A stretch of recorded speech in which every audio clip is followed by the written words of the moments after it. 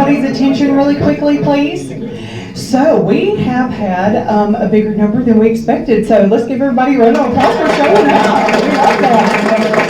Okay, so here is everybody's option. We're obviously fixing to have this showing here at 10 o'clock, but if you would like to come back at 12, even if you've already paid, we'll honor that, or because we're going to do a second showing since we're out of seating, or you can do standing room only like you're doing now. So anybody that does not want to stand for the presentation, you can come back at 12 o'clock. Everybody good with that? That work for everybody? We do have a couple of chairs up front if anybody would like that. There's one there, and there's a couple of seats up here as well. Okay? All right. Are y'all ready to go, guys? Are we ready to start? Well, Dr. Joyner, being that we had so many people, I apologize that I do not have my script for you, but I highly doubt that the Dr. Joyner needs much of an introduction. He's written over 38 books. He is the premier, working on 39. Stay tuned for that. But Dr. Joyner is kind of the chief historian on all things Red River campaign, and we are so pleased to have him here today. So at this time, I'm going to turn it over to you, and I'm going to take my station so I can pull up your presentation. Okay, well, that would help. They have me busy. Thank you. How are y'all this morning? Thank you for coming here on a Saturday morning before it gets so hot that you can take a stroll in the sun. Hey, Caitlin? Yes, sir. I don't see you, but can we turn off these lights? Oh, I see. Well, what do y'all put that light switch off? There you go. Yay! Yay! Now I can see.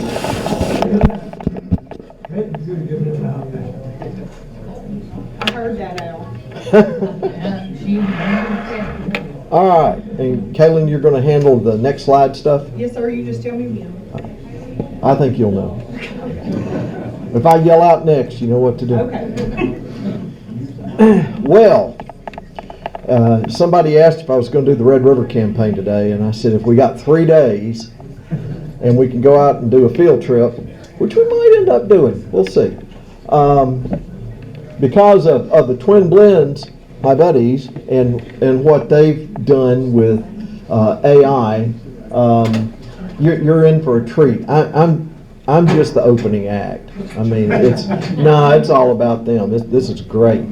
So what we're going to do today is we're going to talk about the Union vessels that came up the Red River in 1864, and nobody on the Union side had any clue that it was going to be like this. What happened to them and how they got out. And so I want to talk about something that, even though I wrote a book on it, I'm going to write another book on it. I am writing another book on it, of just how complex things were. And I like to tell groups when we're talking about the Union Navy that these vessels were really the atom bombs of their day. How do you go against something that is so heavily armor plated with a musket? Sometimes it worked, rarely. And it did on this expedition. There was a Union naval captain, a guy named Couthoy, great name, he was not smart. Well, he was smart, but he wasn't smart. And he ends up taking a sharpshooter or sniper's round in the hip and went out the other one. Took him 2 days to die. He shouldn't have been where he was. So, Kaylin, let's do it. All right, so the war in Louisiana. Now, folks, we're at Mansfield. This is hallowed ground. We all understand that. But the majority of the war in Louisiana was on the rivers. And because they were the highways, that's how you got massive numbers of troops. Except when banks decided to be banks. And, when I call banks, you understand who I'm talking about. We're not talking about going to Chase. NP Banks, Nathaniel Prince Banks, who has been very good to Gary Joyner.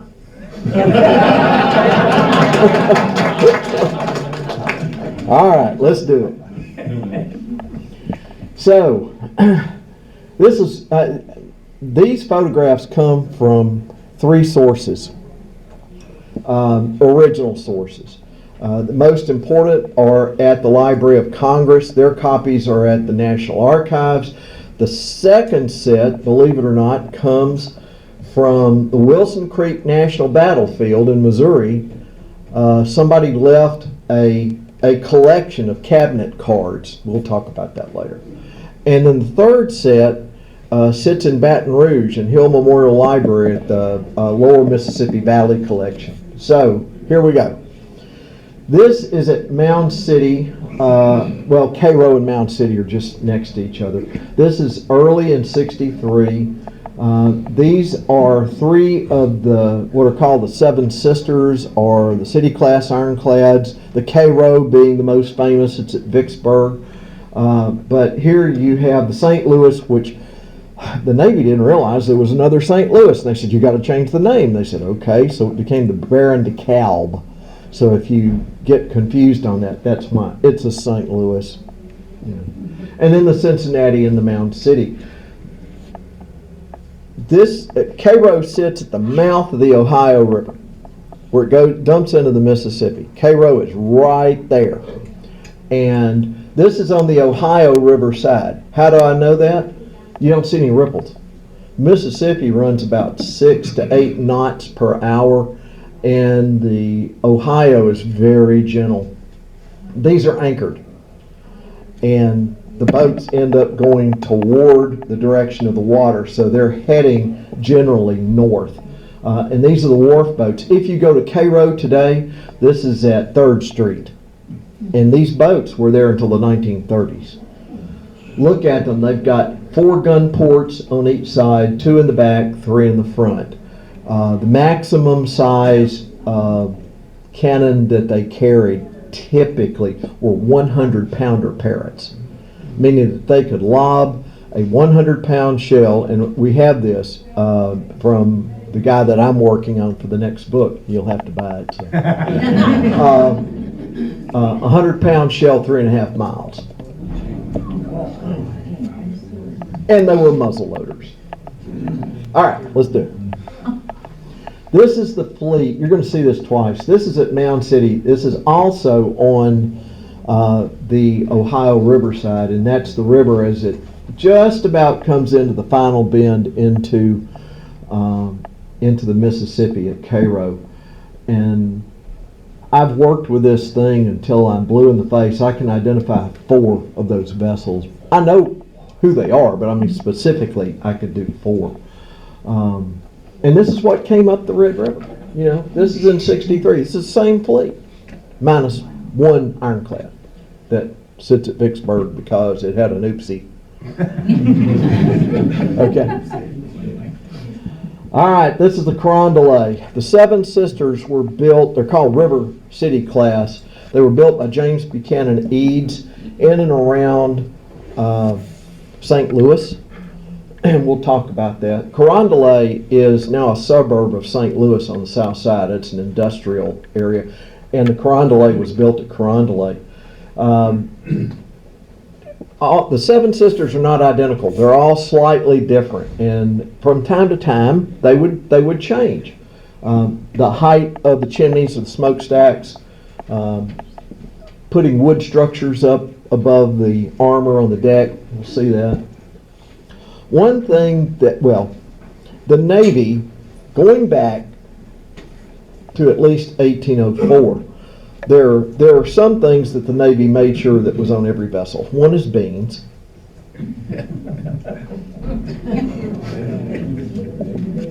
Do that what you will. Navy beans. That's why they're called Navy beans.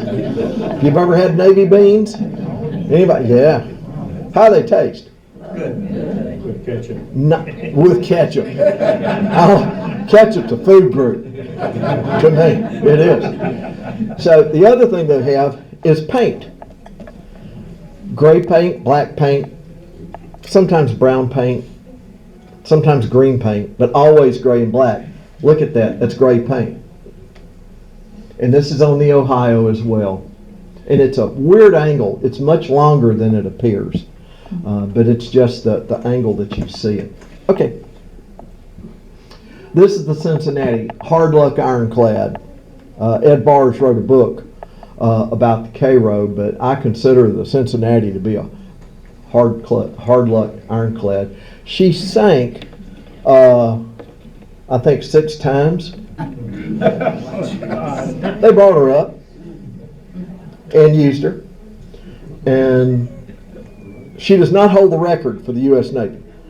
The record is going to be the USS Eastport. We'll talk about that in a bit. So look at that awning over the top.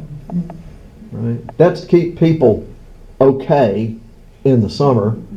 And by the way, this is on Red River. This is just above Alexandria. You can always tell by the bank behind it. That water is 15 feet lower than it should be at flood stage. Okay. All right. Look at that one. Look how high those banks are. That's simply because Bailey's Dam had not been built yet and they were trapped. And these vessels were sitting basically in puddles. Average depth, depending on the armament that they had, was 7.5 feet.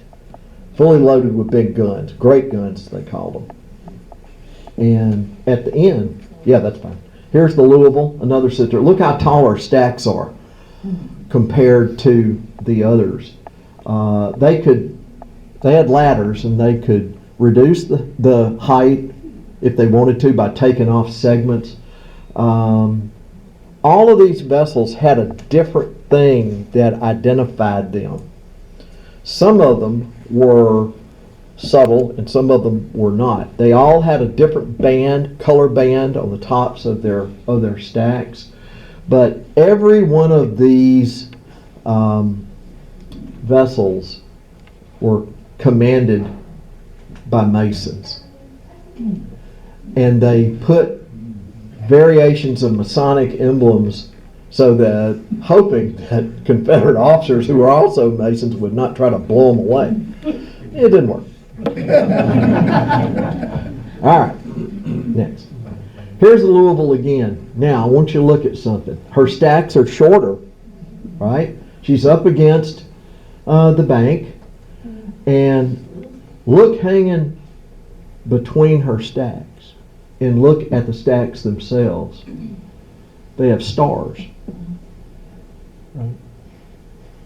And this is one of the best photographs in the entire Civil War to me. I mean, it really is. It's great. Gray paint again. All right. Pittsburgh. I love this vessel. This is the vessel I'm writing about for the next one. This is about her captain, William Ryan Hole. You'll see a picture of him in a minute. This is on Red River. Look at the mud in the foreground. Okay. Here's the Benton. They're sister, but not the same. 5 gun ports on the sides, 3 in the front, 2 in the back, and this was built from a salvage boat. In the 19th century, salvage boats, because you're working under the water, were called submarines. So this is submarine number 7, built by Eads in St. Louis. Look at the foreground and you'll see a barge filled with timber and stuff. This is not on the red, but it would, and I'll show you one in a minute that will look like it should be on the red. And it is on the red.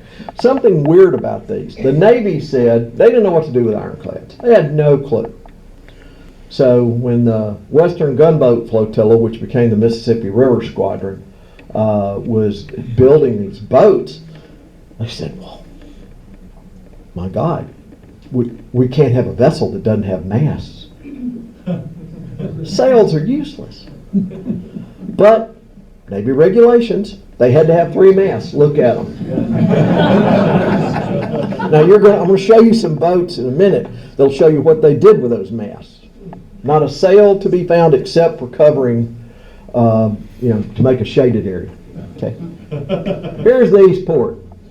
Eastport is still with us, sitting right outside of Montgomery and Grant Parish. She was the flagship of the Mississippi Squadron, Division 6. Now, how do I know that? Well, I know that. But How do I know that?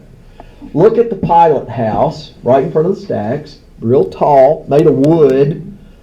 That's how Kuthoy bit the farm. But if you look closely, you'll see elk antlers. And the antlers were how every other vessel could say, that's it, be nice. This was a Confederate vessel that was not completed at Eastport, Kentucky. The Federals came in, captured it. What do we do with this thing? It's huge. Biggest vessel that came up the Red River on the Union side, 290 feet long, side wheeler, wheels at the rear, and it had 6-inch armor. And it had a draft of 7.5 to 8 feet. And the average depth of the Red River was 7.5 feet. See the problem?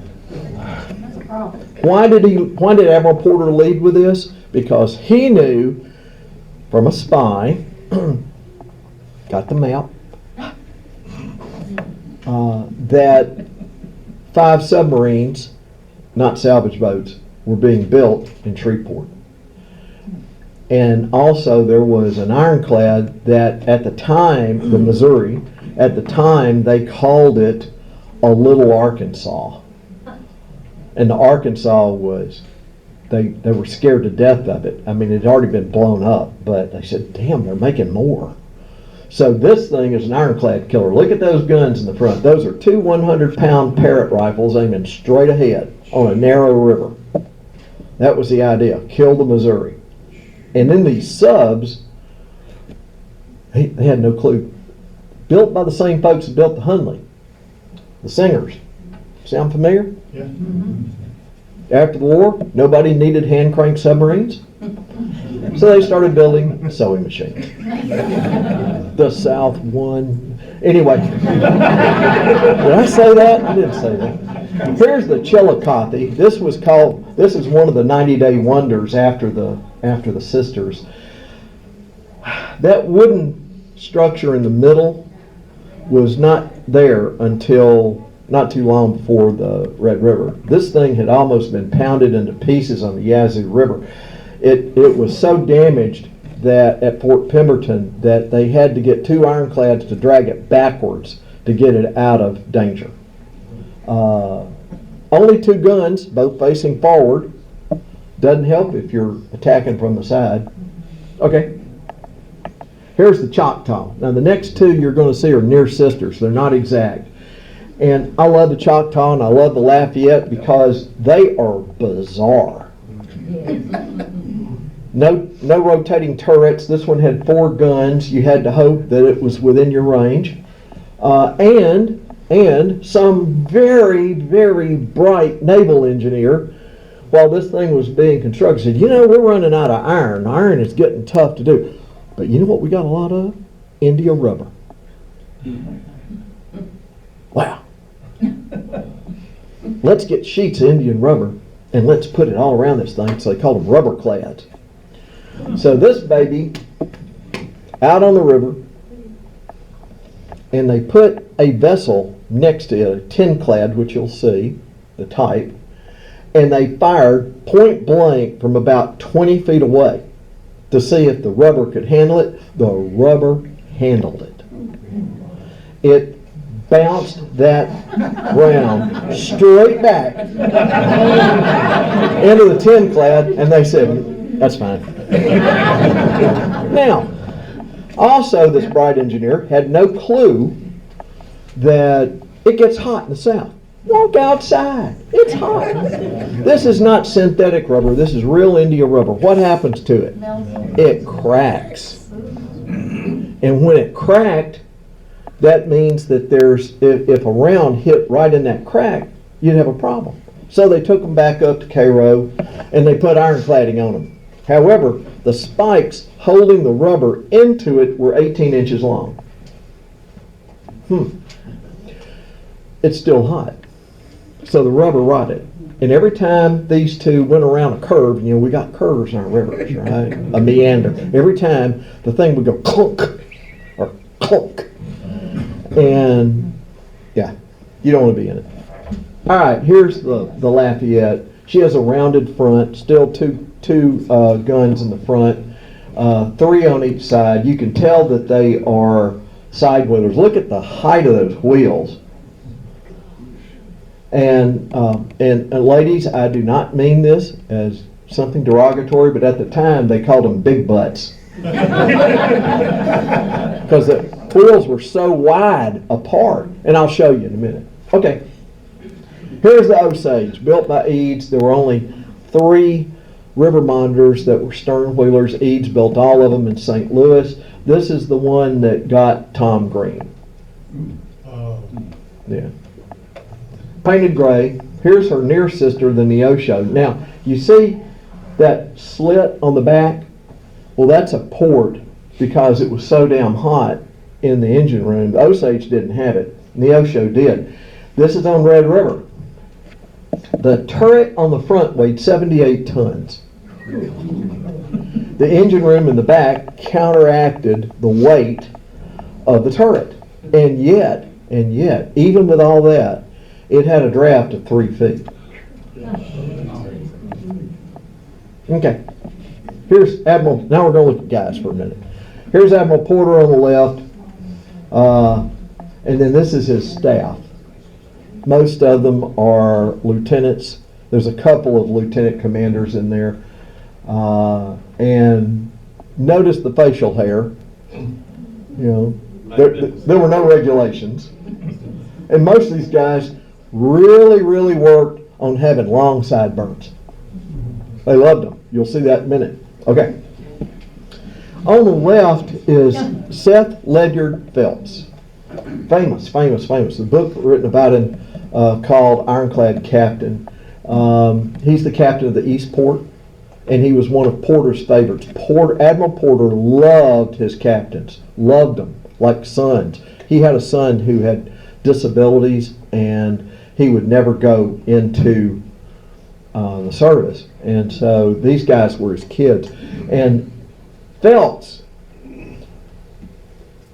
is really at the top of the list until the Eastport hit a mine that was sown by the Confederate Ironclad Missouri just below Grand Ecore, and Porter blamed Phelps.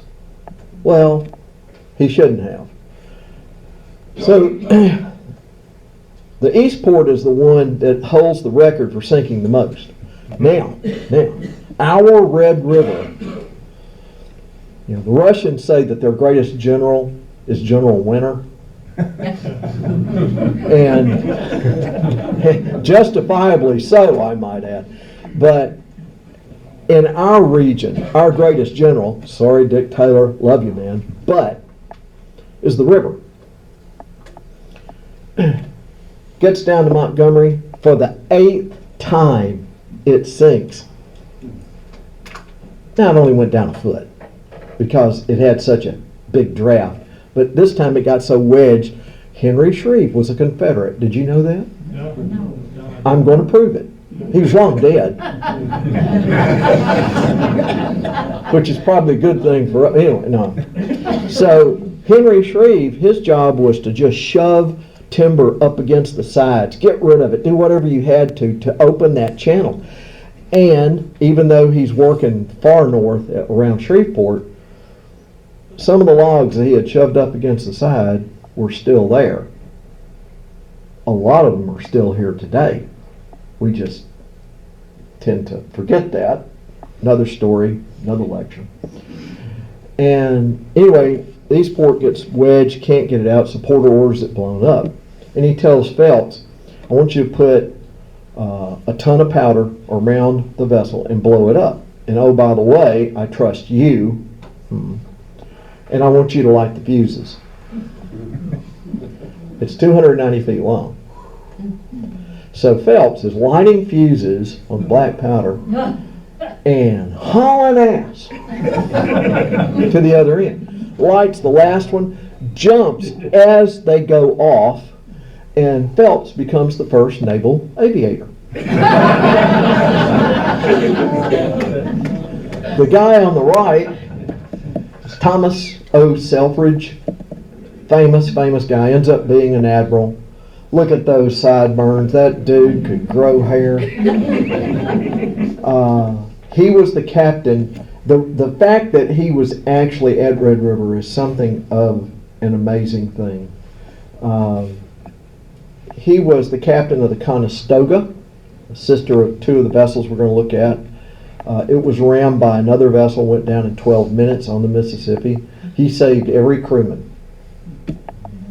So they're going, okay, let's find you something to do. And he has the Cairo, captain of one of the sisters, strikes a mine in Yazoo, goes down in 12 minutes, saves all of his crew. Fights the Vicksburg campaign with his men, with the guns that they dragged out of it in the Union line. You can still see a great bust of him at Navy Circle looking down at the Cairo. Ends up being an admiral, just hell of a guy. Okay. Guy on the left is Shirk, James Shirk. He was the captain of Lexington. He is on Red River, but he is very debilitated. He had taken a shot, one shot in the back of his neck, and survived, which is pretty peculiar. And he also had shrapnel wounds. He couldn't function well, but he was there. He was a hero at Belmont. He was a hero at Shiloh. And the guy on the right, perhaps the most handsome, movie handsome guy as a captain, he was an ensign, Henry Gorringe. And Henry was captain of the Fort Heiman. We'll see it. Okay, so Gorringe is more famous after the war than what he did during the war, because after the war he stayed in the Navy and he became the naval attaché to the ambassador to the Khedive of Egypt, the prince that ran Egypt. And because Egypt loved the United States, because we were helping build the Suez Canal, they gave us an obelisk, but we had to get it home. So Gorringe, now there's a transatlantic cable, and Gorringe says, I can do it. They didn't give him a budget. So he bought a really long ocean-going steamboat, and he gutted the inside of it except for the engines. He built a railroad to take the obelisk down to the Nile. Then they built railroad tracks inside this steamboat, and they just scooted it in. Well, it was longer than the vessel. And so the top of it sticks out the front. And there are pictures of this. And he personally captained it all the way across the Atlantic. Went to New York, and if you want to see it today, it's Cleopatra's Needle in Central Park. Thank you, Henry. And here's the guy I'm writing about. Now, I love this guy because he's shaped like me. This is William Ryan Hole. He didn't run.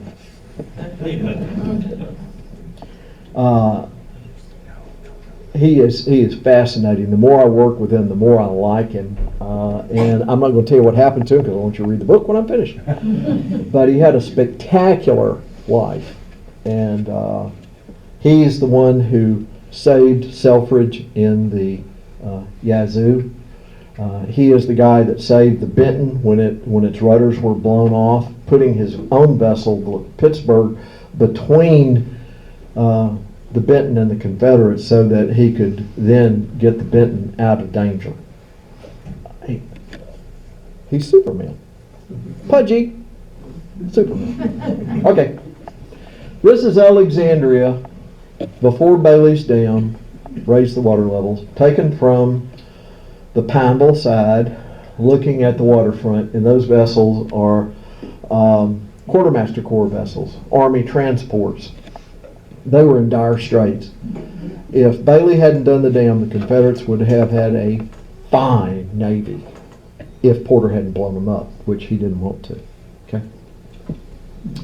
Here are the vessels of the Quartermaster Corps that are up against the bank. There were about 75 of them. Here's Bailey's Dam being built. Their stuff's much better than mine. Mine's just a photograph that was taken at the time. By the way, the same folks that did all these pictures, two guys, McPherson and Oliver, hired by Admiral Porter to show what the Navy did, because Congress was still trying to figure out if they were worth it. Okay. This is my favorite image of the Civil War, flat out. This is the center part of the fleet above Bailey's Dam, just above Alexandria. On the left is the Louisville. They have already taken her armor off and then painted her timbers black so the Confederates wouldn't know that they had taken the armor off. Behind it is the Neosho. You can see cotton on the deck. And see that slit? That's how we identify it. The vessel with the tall stacks, that's the Lexington, Shirk's boat. And then I have this image directly from the glassine plate and copied it at like 2400 DPI, put it in Photoshop, and really tried to bring those two Ironclads up. The one next to, looking at the stacks, the one next to the Lexington is the Pittsburgh, and on the other side is the Mound City. In the back, see that it's sort of fuzzy, right? That's the back of the Choctaw. See why they call her a big butt? See how wide those side wheels are? Okay. This is another one. This comes from Wilson Creek, from the Pineville side.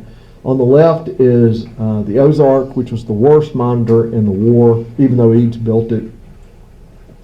Put the turret in the middle. And there was a Dahlgren gun in the bow and another one in the stern. And it could only fire side to side. It couldn't fire forward because they'd kill the crew. Behind it is the tug Fern. Next to it is another fine shot of the rear end of the Choctaw. And then the one that's up against the bank with that white side wheel, that's the Fort Hindman. You'll see her. That's Gorringe's boat. Okay. Again, here's the fleet. Close-up of it. These are Tinclads and Ironclads. This is the best of the best. Okay.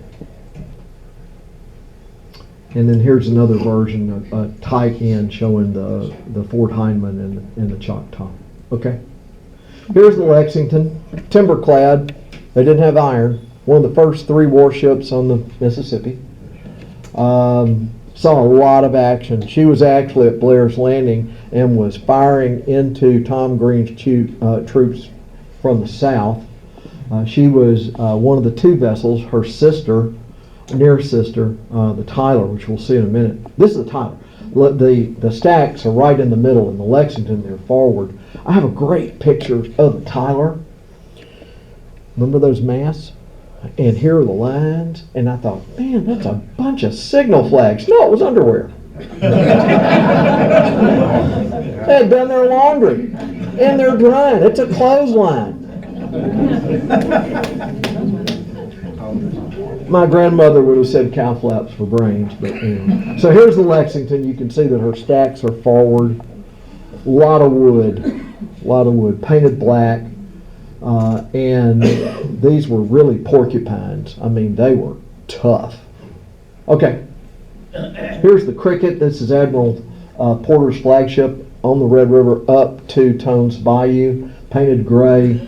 The fact that she survived is remarkable because the Confederates decided, hey, let's go get that one. And they tore it up. Artillery fire, musketry,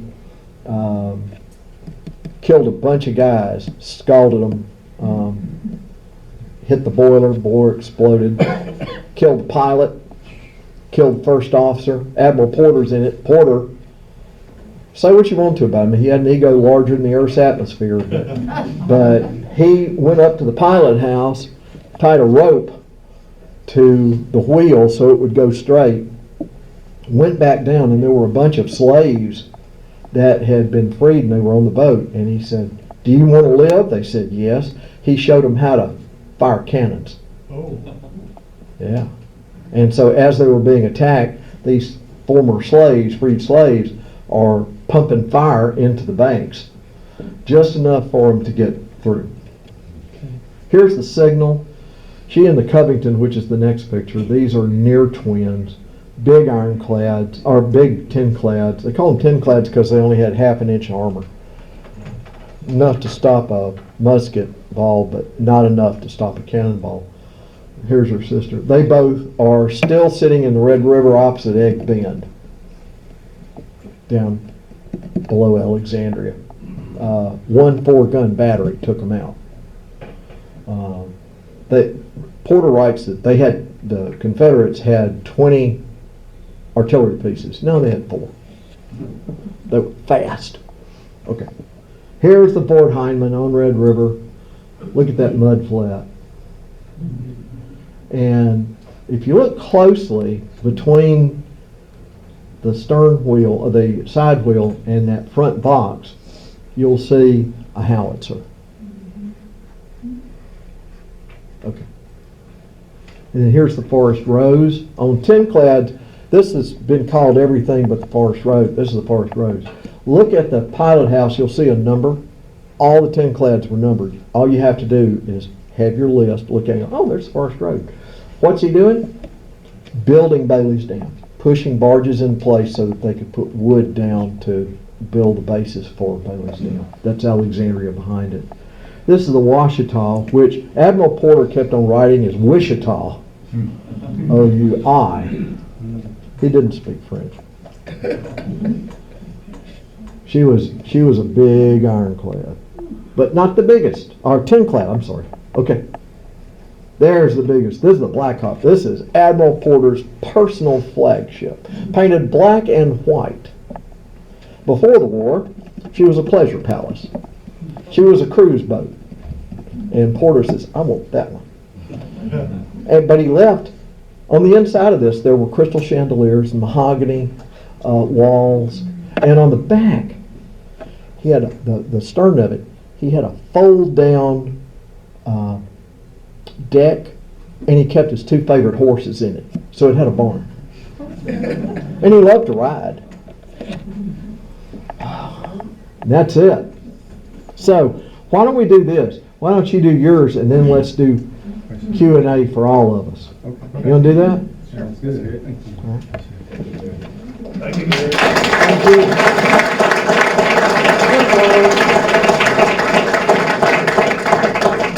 I'm doing this, so I'm going to get in the corner. I don't know whose idea was it to have us follow that. I mean, you know, we're like, wait, can we go first? Because, I mean, Gary, you just can't follow him. It's ridiculous. But you are. well, I know we are. So, but Caitlin and Amy, we want to thank y'all for inviting us. And we've been working on this video that you're about to see for about 2.5 months, tweaking it here and there, using AI. And a lot of the pictures that Gary showed you up here, we in drawings and sketches, we put it to AI and colorized it and make a real live picture out of it. Well, then we took that picture, run it through AI again, and made like a little clip, movie clip. And so this is going to tell the story of Porter's fleet when they entered the Red River and when they left. And we've got dates and stuff that'll show what's going on. And like Gary said about the clothesline, we didn't realize it either. And when we put the picture through AI and colorized it, it's like, I said, Mike, those are people's clothes on the clothesline. You thought they were, and you'll see it here in the picture, but in the camera, it's like we have a drone basically going around these ships, and we have some of them firing and all. It gives you an idea. And, you know, we're not great big AI people, because you see a lot of fake stuff on Facebook and you're like, great, but we love it because it saves us a lot of time colorizing, because he used to spend like 4 hours colorizing one picture. Well, now AI can do it in like, 20 seconds. And then we can make it come alive, and it just means so much more when you can see things moving and the way things used to be. And our Facebook page, Twin Blends Northwest Louisiana History Hunters, we have a ton of stuff like that, old photos that colorized, and we've got to make and move with AI. But anyway, we're just thankful for Amy and Caitlin for allowing us to come do this, and this worked out great. Like I say, you're going to see a video that explains basically what Gary said, kind of a shorter version of what happened. It's like a 20-minute video, but it brings it to life. And you'll have panels come up that shows, the date and what things happened during the date. And we got all that from Gary by reading his books, and he was gracious enough to send us a timeline, because some of these dates were just confusing us. Well, they did this on this date. Well, how can they do this? And so he would explain it, and so he's the genius. He's the history expert. We're no means an expert, because we were just, he just had to feed us like baby spoons with information. And we're like, okay, we got it now. So anyway, you got anything you want to say? It's called Shazam. Shazam. Or, damn. I want to reiterate, thank y'all for coming out. I know it's a long way to drive from Shreveport for a lot of y'all, but we love the Mansfield Battlefield, Battle Park and stuff. So anyway, thank you, Caitlin and Amy, for having us down here, and Dr. Joyner. And be sure and tell your friends and family about this place and have them come down, because I know they would love to have y'all.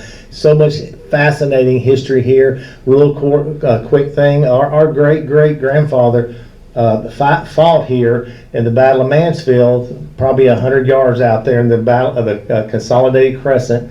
And his unit was the first one to charge across the field, and half the unit got decimated. Luckily, our great-great-great-grandfather survived.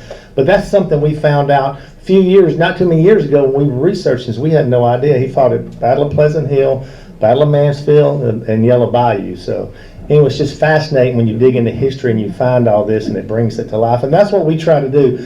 We try to find history and show it in a fun and exciting way, and hopefully get people involved and learn about our history.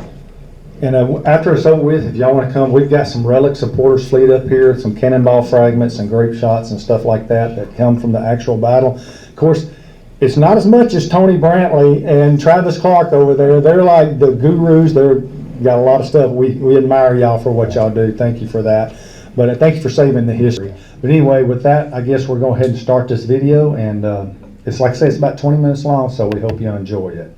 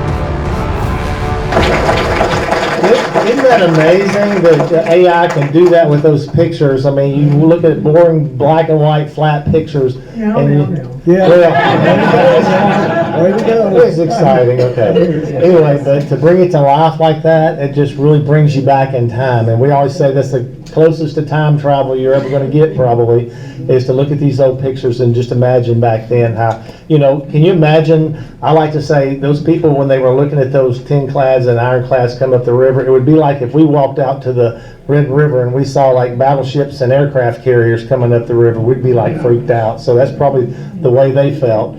Anyway, but like I say, we're glad y'all enjoyed the video, and it was an honor just to hear Gary talk. We're gonna let Gary, we're gonna take questions and answers, but come on up here, Gary, you're gonna be in charge, because we may ask you some questions too. Well, let's let them decide. Anybody having questions or comments? Of course. Let's start to the left over here. They mentioned the blowing of the dams at Combs Bayou. What was the water level of the red before and after? Noticeably lower. The way that the AI shows that damming was very close.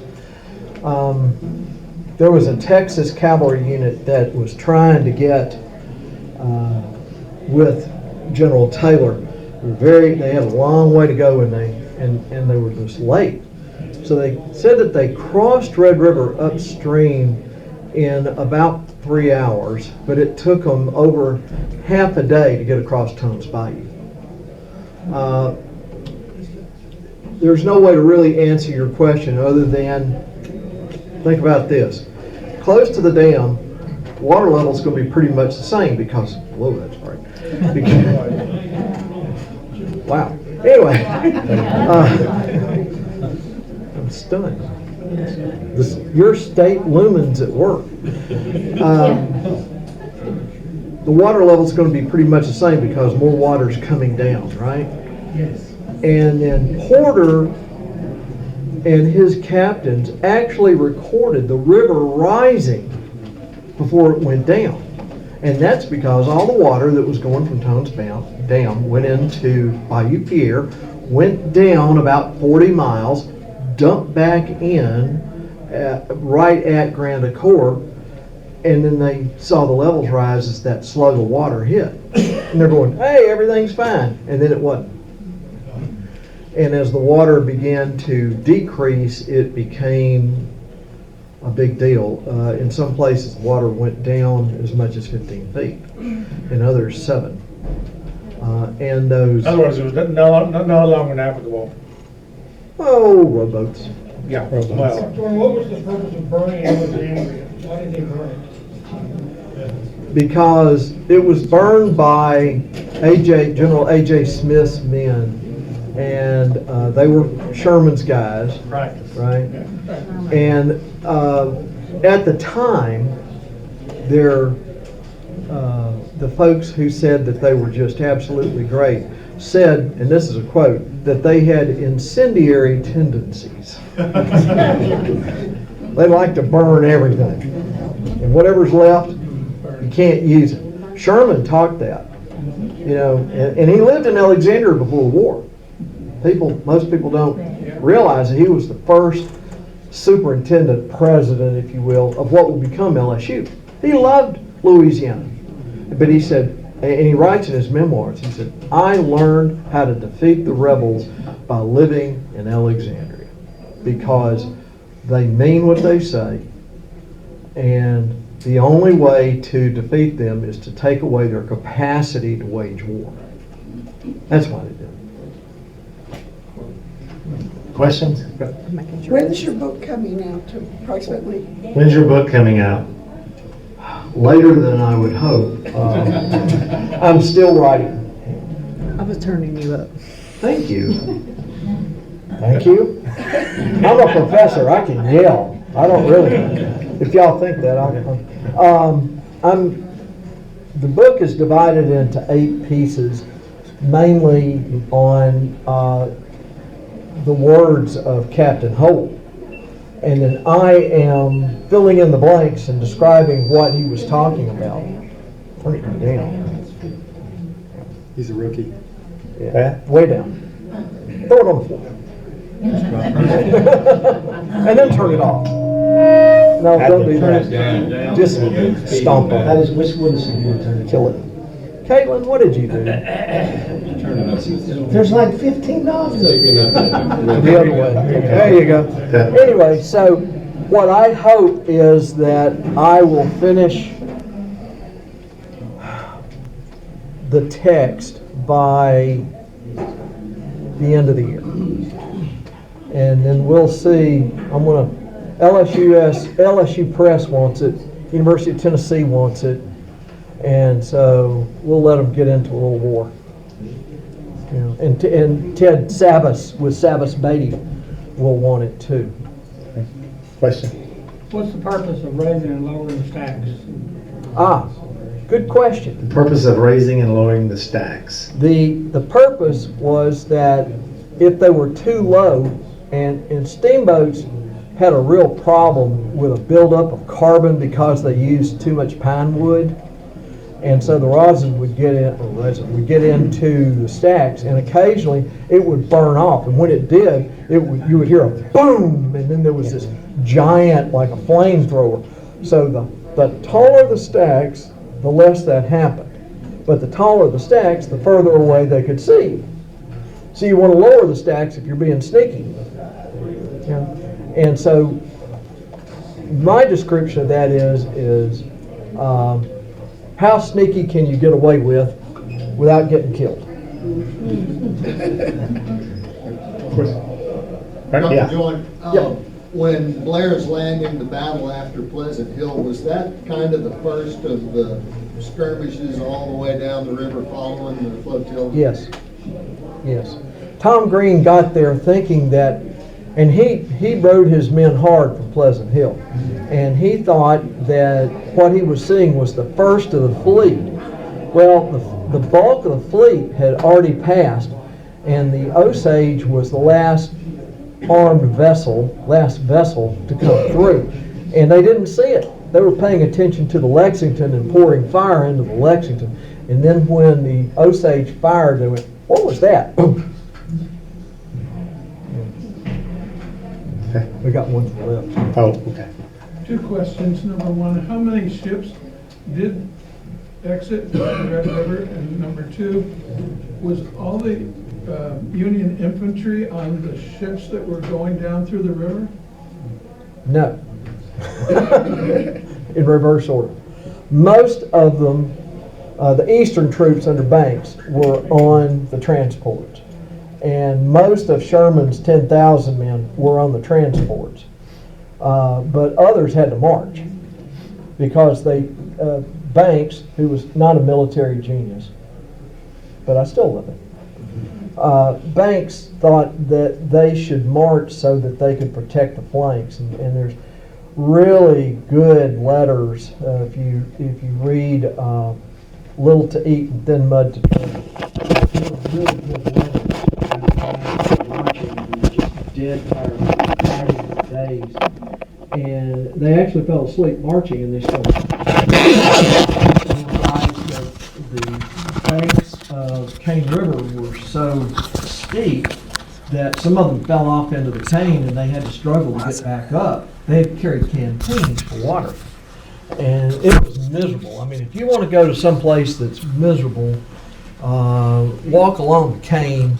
Red, you can't really do it anymore, but the cane's just in great shape. And think about wearing wool and carrying a pack, carrying your weapon, carrying your ammo, and you hadn't slept well in 3 days. And it's hot. And that wool chafes. And they did it up and back, right? Yeah. Yeah. Here's Are my there question. submarines in the bottom of the Red River? Yes, 4, unless they've been melted down in the 19th century. We know where they are not.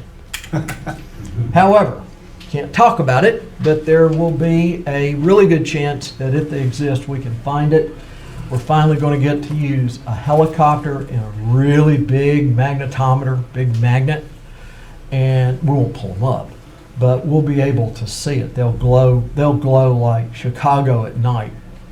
We know that they're 40 feet long, 48 inches deep, 42 inches wide, And as the Union Navy, that Shreveport surrendered to first, and then 2 days later to the Army, just in case. They didn't want it burned, and they were right. From the Confederate records, they opened up the Seacocks and let them settle in the mud. And so we've looked at the most obvious places over the years, but there's a geologist in Missouri who thinks that they may be near J.S. Clark, that we didn't go far enough up. So we're going to try it. Virginia? The old timers around Hannah said that there was a Civil War boat in by a pier there at the Windsor. Do you think there's anything to that? There's a boat. It's not Civil War. The reason is that although Tones Bayou was blown, the Confederates did not have the ability for several days to come in. Now, is there a boat at Bayou Wincy? Yes. Packet, meaning a transport or freighter. Either, there are two possibilities. You got to remember that Red River had over 300 steamboat wrecks. Red River, and also Vistano and its complex, Dorsey, Boggy, 12 Mile. The Mitty Stevens was found way up above Caddo Lake, and of course that comes after the war. Hard to describe to modern way of thinking what these boats were. I think of them as used cars. Some of them are brand new. Damn, they're fun. You know, like these Ironclads. I mean, they were brand new right off the lot. But most of these steamboats had been in several iterations. The average length of time for a steamboat to exist in the 19th century, when they were made of wood, was 6 years. That's why I call them a used car lot. They would sink. More important, they can be spectacular ends when the boilers were being refilled with cold water. You know, under Samstown, there are 3 streets that existed in the 19th century. There's Bossier Street, the Strand, which means along the beach, and Water Street. And at the end of Water Street, where Cross Bayou dumps into the Red, there was a water tank. And it filled the boilers of steamboats. Now, why was it there? Real easy. The merchants along Commerce, which was the main street in Shreveport, got tired of these explosions, regardless of loss of life, and it was blowing out their windows, and plate glass was expensive. And so they went to the city council and they said, we got to do something. They're killing us.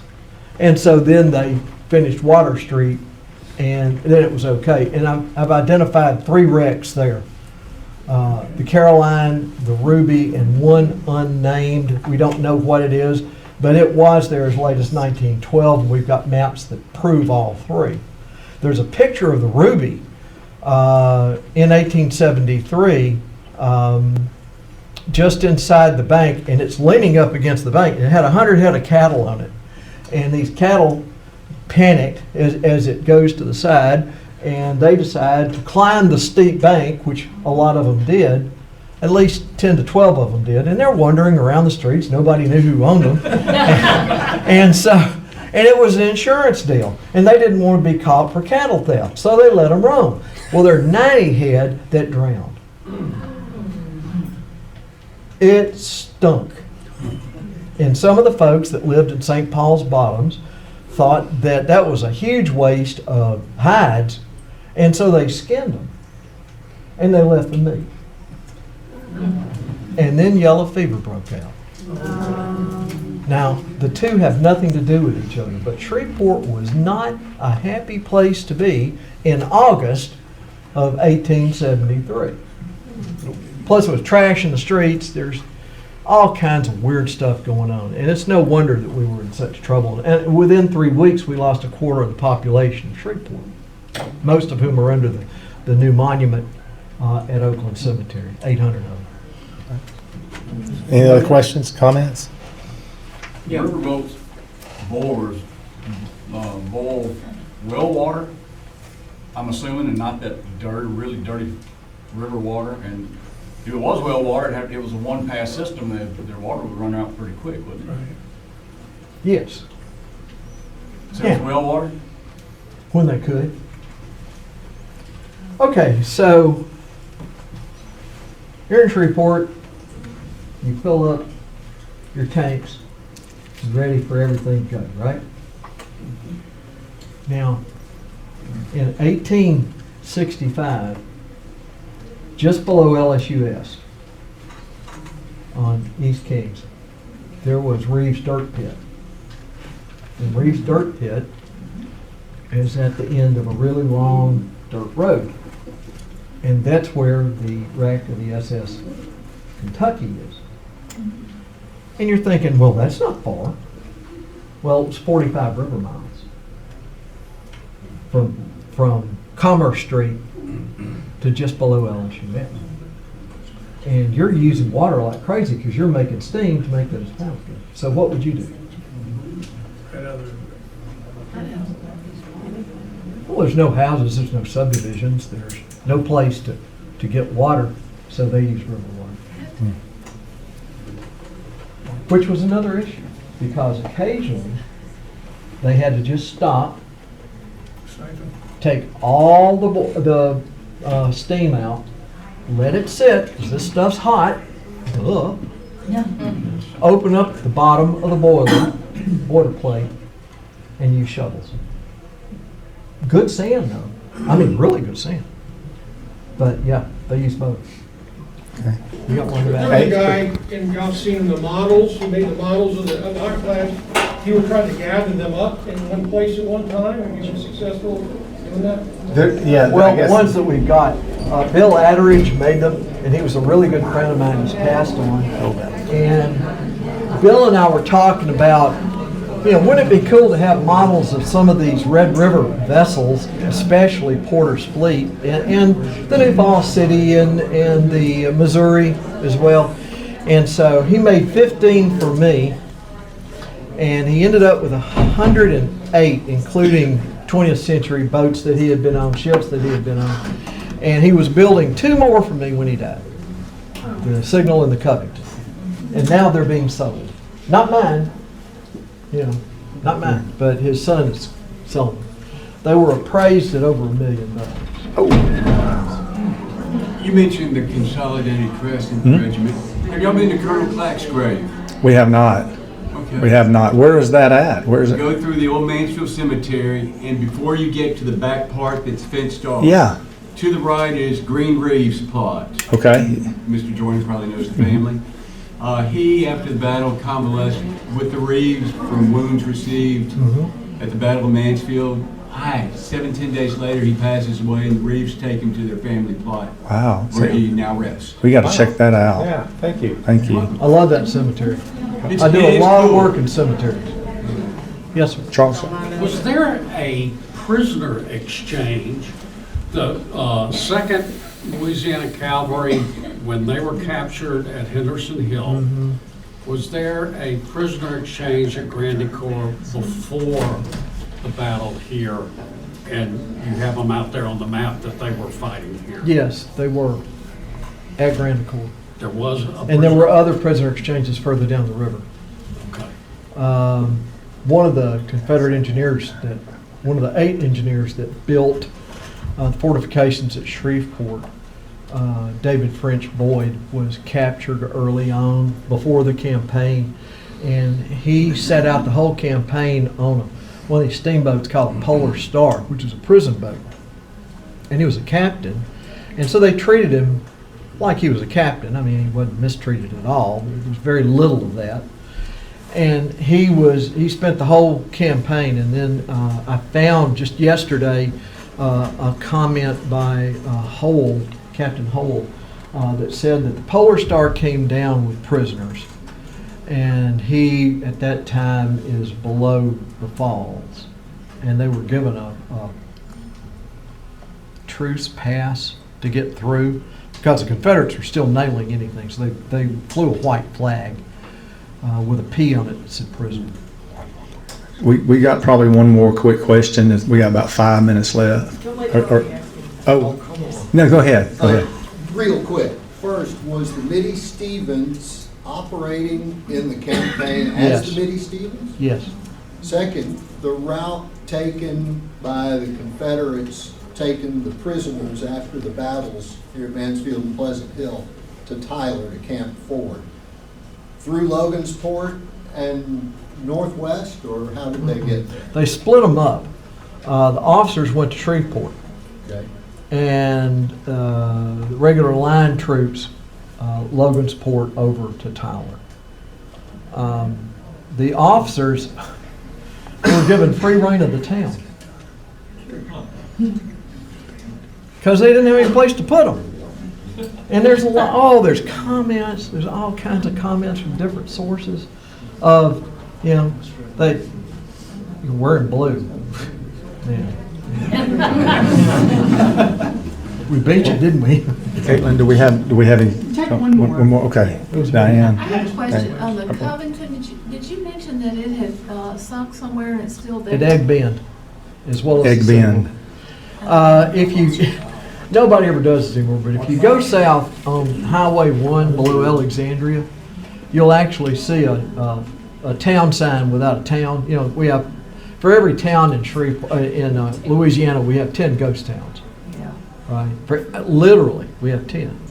And it says Egg Bend. And there's two bends of the river. It's shaped like a Greek sigma, not sigma, omega. And so the four guns started at the upper end of the bend, fired like hell at them, and then while the Yankees were firing back, they rigged up and went to the other side very close, and so Porter, and then hit them again. And so Porter says they had 20 guns and 4, but boy, they were accurate. And they sank 2 Tinclads. And that's where they are. Yeah, let me get that up, ain't gonna let it. Do what? Caitlin. I have one more gentleman in the back that has a question, and I Okay. think that'll be our last. Okay, last question. Yeah. Help me visualize this. Cavalry or infantry. How on earth do you assault the gunboat with that? Stupidly. Are they going to wait out there and board the thing? Sort of. Sort of. There is no yes or no to that. The answer is that you're not trying to go through the armor. You're trying to get a lucky shot going through the gun ports to nail the crew. Or you're shooting for the pilot house, and that's how Koothboy was hit. When he was hit, he was standing, and there were 2 guys next to him, and it goes in one side, comes out the other, and he stands there. And he doesn't know that he's dead. It's going to take him several days to die. But the same wound that Joshua Chamberlain got at Petersburg, exactly the same wound. And 2 guys are looking at him, and all of a sudden, his body realized that someone working, and his legs collapsed. And he went down in a not a sitting position, but a kneeling position. And then he went back. Horrible way to die. Horrible way. Guys, well, on behalf of Mansfield State Historic Site and Amy and myself, I don't think y'all even got to meet us. We've been running around, but thank y'all so much. This was kind of Amy's brainchild, and she said, "Caitlin, make it happen." And I made some phone calls, and they helped me make it happen. So